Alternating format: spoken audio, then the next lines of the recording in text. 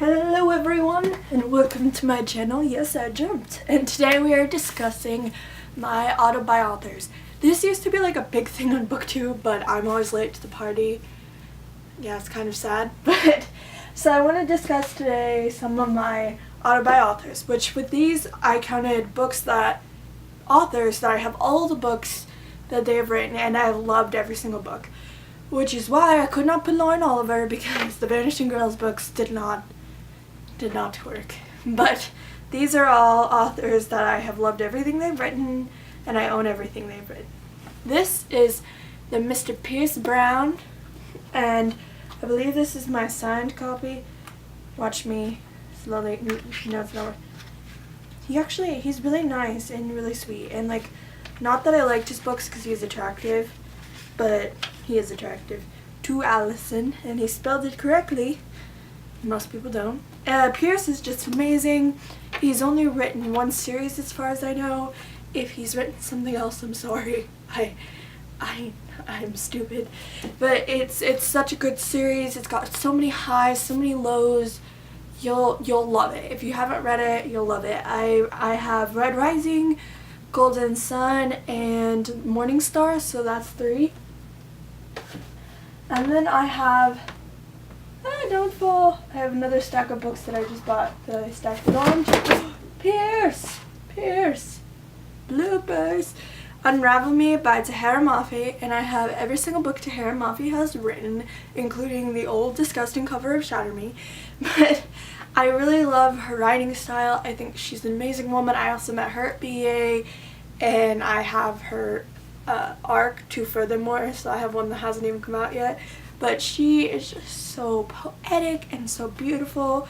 Like, if I could probably just open this up to some random line and be like, make you guys either laugh or be like, this is beautiful. I keep seeing spoilers. It's like swimming in molasses, this kiss. It's like being dipped in gold, this kiss. It's like I'm diving into an ocean of emotion and I'm too swept up in the current to realize I'm drowning and nothing even matters anymore. If you like that, buy the Tahereh, because the Tahereh is worth the buying. I'll put the Tahereh there. This is the gross original cover of City of Bones. I felt so embarrassed reading this because of the shirtless chase, but I mean, secretly I was embarrassed by the shirtless chase. Cassandra Clare is just the woman. She's the bomb. TheBomb.com. No, I didn't say that. She's just amazing, hilarious. This is really embarrassing, but in City of Heavenly Fire, I actually peed and cried. I was laughing so hard. If you have read the book, you know it's that stupid scene where Simon is talking to Isabel through the window of her house in Idris, and it was just so funny. And I love all of the characters, and I'm super attached to them, and I'm not going to talk about Shadowhunters, but I met her. I own the Infernal Devices, which is 3. I own 3 sets of the Mortal Instruments, so that's like 6 each. How many books of hers do I have? I have Lady Midnight, I think 2 copies of Lady Midnight, the Bane Chronicles, the Shadowhunters Codex. I don't even know. I realized I forgot to put Suzanne Collins in this. This one I'm very proud of. This is my favorite Sarah J. Maas novel, The Crown of Midnight. I know a lot of people really don't like this one. The pictures fell out. But my friend got this signed for me. I'm going to a signing on my birthday, but she got this signed for me, and there was pictures. And it's just, let me see if I can show you the picture. It's wonderful. Like, I'm pretty sure she had to pay for it, which I felt bad. But Sarah is just a wonderful woman. I've met her, but I've never actually gotten my books signed by her. I think I have all my books signed by her, but I've never, not personalized. She is just the sweetest woman ever. Then this is the controversial one. The Selection by Kiera Cass. Oh, it's still got my writing pages. This was the first signing that I ever got to go to. And I still think it's one of the best days of my life. Allison from Kiera Cass, she even drew a little crown. I was so freaked out. I was so excited that a woman that I adore so much was so close to my area. Like, we literally drove maybe 15 minutes. I've driven a long time for signings. We drove like 15 minutes and we got to meet her, and it's what started this whole big like Chicago thing and everything, and I'm so thankful for this series. I read it the day it came out. I remember I looked at it and was like, that dress was pretty, and little did I know that I was going to fall in love with the story. And I tell all my friends who are girls, because boys, there's some boy things in the series, but I feel like this is kind of like a girl's book. I'm like, if you haven't read YA yet, start with this. It's just beautiful, and Kiera's such a sweetheart, and she's an autobuy, definitely. This one, I have a ridiculous amount. I have 5 copies of Divergent. No, 6. 6. I have an ebook version. This is the only paperback version I have. I have 1 paperback, 3 hardcovers, 2 collectors, and the ebook. Don't judge me. I think I have like 5 copies of Insurgent and like maybe 2 of Allegiant, because Allegiant does not make me as happy. And then I have all the samplers of her new book.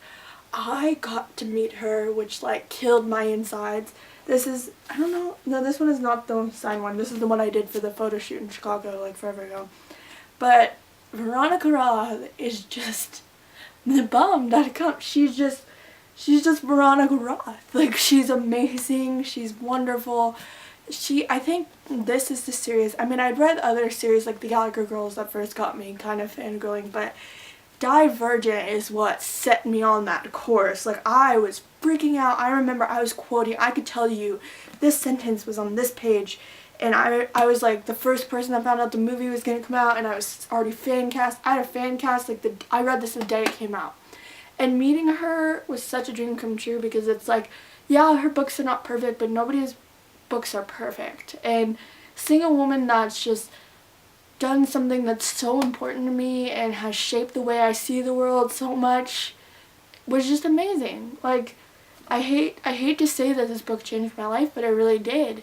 Because when I first read this, I was really shy. I still am pretty shy. And I just didn't want to talk. I didn't want to do anything. And then I saw someone who was shy and very cared about people, and I saw her just become this almost warrior woman, this spirit of boldness, and it just showed me. It showed me I can make that one choice. Now that this has turned sappy, let us continue with the Colleen Hoover. This is my second mention of her today. Colleen is just amazing. This is my favorite Colleen book, Hopeless.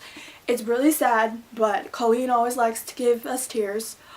I forgot to put Gail on this list. I am a terrible book reader. Gail Foreman, I'm sorry. But Colleen Hoover is just Colleen Hoover. Like, her books, they're like crack. Once you read one, you have to read all the other ones. And she does not write fast enough for me, Colleen. Like, put more books out there. If you pick up a Colleen, it's the best way to get out of the reading slump. This is how I started reading in the shower. I don't even think it was this book, but I picked it up and was like, oh my gosh, I need to read this. I need to find out what happens. And then we have the Bay, and this is the only person I use this word for because he's my favorite living author, the John Green. I almost cried this is like so embarrassing, but I almost cried when I found out that I get to go meet him in Minneapolis for NerdCon Stories. I have idolized him for so many years. I know freakish knowledge about him. I'm a nerd fighter. I've seen all his videos. I'm in love with John Green. I've read all his books. This is my signed first edition of The Fault in Our Stars, which with the green Sharpie, and I've never got to meet him, but it's worth it. And I'm so excited. I don't know what to say or do, but like, he is the man, and his books are the greatest. This is not even my favorite one. My favorite is An Abundance of Catherines, but yeah, it's just I don't even have words to describe how I feel about that. Then I have Stephanie Perkins, and I just picked a random one, Anna and the French Kiss. And I realized that she hasn't released that many books, but her books are just so it's like candy, and I'm not a candy person. You're reading it and you just feel like, oh my gosh, this is so cute. I want to read more. I want to know more. And they're like so beautiful, and they feel so nice that when you're reading them, you want to love them and not let them go. And I read these at school, so it was like trying to hide it from your friends who are looking at it like, you don't know, it's great, the inside is great. And then I have the Rick Riordan, who I almost got to meet, but the tickets are written out. He is an amazing man. I've watched a lot of his videos on like his speeches and stuff. I've read, I think, no, not every one yet. I have not read The Trials of Apollo, but I've read every single other one of his books, and I have not been disappointed.